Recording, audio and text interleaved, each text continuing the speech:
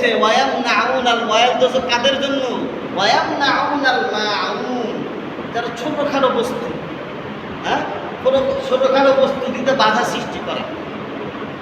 যেমন আপনার প্রতিবেশীর একটা থাল দরকার, একটা বাসন দরকার, একটা মগ দরকার, একটা গ্লাস দরকার, হ্যাঁ, আপনার প্রতিবেশীর একটা চেয়ার নাই, যে কোনো কারণে মেহমান আসছে অনেকগুলো, হ্যাঁ, এখন বলো যে ভাই কয়েকটা চেয়ার দেন আমাকে, বলো না আমি চেয়ার দিতে পারবো না।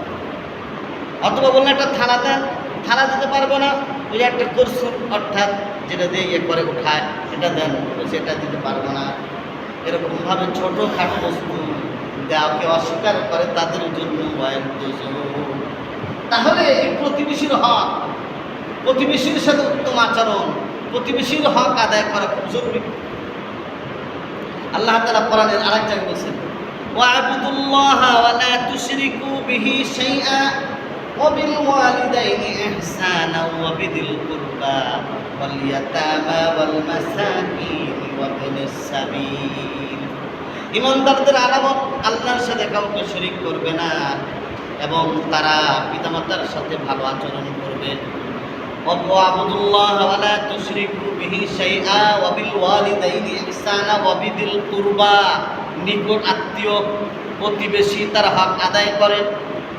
প্রতিবেশী কয়েক ধরনের হতে পারে। একটা হয়তো বাড়ির পাশে বাড়ি, ঘরের সাথে ঘর, এরা প্রতিবেশী।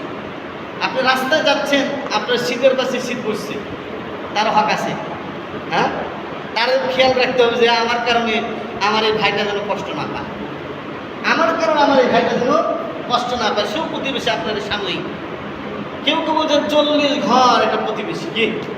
আর সমাজের যদি নেতা হয় চেয়ারম্যান, চেয়ারম্যানের তো পুরোটাই প্রতিবেশী কি?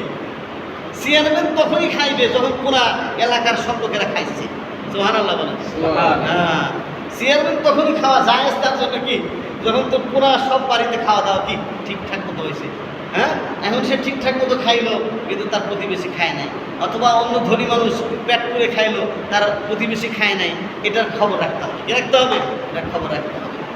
এই জন্য এই যে এখানে নতুন বসতি মাশাআল্লাহ করে উঠছে, মসজিদ হচ্ছে, আপনারা এখানে একটা সুন্দর নামাজের ইন্তজাম করছেন। আমি অনেক দিনের এখানে যাতায়াত করি, তো বাসায় গেছি একদিন, তো এখানে ভালো লাগে, কারণ এখানে আমাদের ডিটেক থেকেও কিছু মুসল্লি আসছেন, আবার এটা আমার পাশে, তো আমার কাছে ভালো লাগে, মক্তবের ছাত্ররা আসে। তো এখানে একটা দিনের ফেজা হওয়া দরকার। বদিনের তো একটা আখড়া গাড়া হচ্ছে, তাই না? বদিনের মোকাবেলায় এই মসজিদটা যেন একটা হেদায়েতের মার্কাজ হয়। কি হয়? হেদায়েতের মার্কাজ হয়, আলোক পত্রিকা হয়। এই জন্য আমাদেরকে সবাইকে সোচ্চার থাকা লাগবে, সচেতন থাকতে হবে। আমাদেরকে চুষে গেলে হবে না, এবং আমরা আমাদের আখলাক, আমাদের আদব, আমাদের শিষ্টাচার, আমাদের ভদ্রতা, আমাদের অ্যাক্টিভিটিস দিয়ে আমরা এলাকার মানুষদেরকে কী করবো? ব্যবহার, আচার আচরণ। রাসূলের কাছে মনে হয়েছে সবচেয়ে উত্তম আমল কি? উত্তম আমল হচ্ছে 1 নম্বর যেটা, সেটা উত্তম ব্যবহার, নরম আচরণ মানুষের সাথে করো। তোমার টাকা আছে, প্রভাব আছে, ক্ষমতা আছে, তুমি নরম, স্বাভাবিকভাবে তুমি মানুষের সাথে কি আচরণ করো। এটা হলো কি আল্লাহ তাআলা সবচেয়ে বড় দামি আমল। কি আমল? সবচেয়ে বড় দামি আমল। পাওয়ার থাকার পরে পাওয়ার খাটায় না, যতটুকু দরকার ততটুকু খাটায়, বেশি করে না। একবারে ছাড় দিয়ে দিলে তো তখন মাথার উপর উঠবে, সেটাও করা যাবে না। কিন্তু ক্ষমতা পাওয়ার পরে যে আমাদের দেশে যা অবস্থা হয়, যে কয়েকদিনের মধ্যে পাথর টাথর উঠায় সব শেষ, আবার যখন দেশের চাপ দেওয়ার পর সব পাথর আবার নিয়ে এসে রাখছে, সব ঘুরে ফেলেছে, আবার দেখছে যে অবস্থা খারাপ, হ্যাঁ আরো বেশি দিয়ে গেছে দেখলে। তাহলে এটা তো দেশের সম্পদ, পাথরগুলো বড় হবে, পাথরগুলো ভালো থাকলে এটা আমাদের দেশের কাছেই লাগবে। সুতরাং এগুলো করা যাবে না। আর প্রতিবেশী কষ্ট পায়। হ্যাঁ আসো, ওই যে সাপ্তাহিক তাফসীর ইনশাআল্লাহ প্রত্যেক শুক্রবার দিন বাদ মাগরিব আল্লাহ যদি তৌফিক দান করেন চলতে থাকবে, আর কি চলতে থাকবে কোরআনের আলোচনা।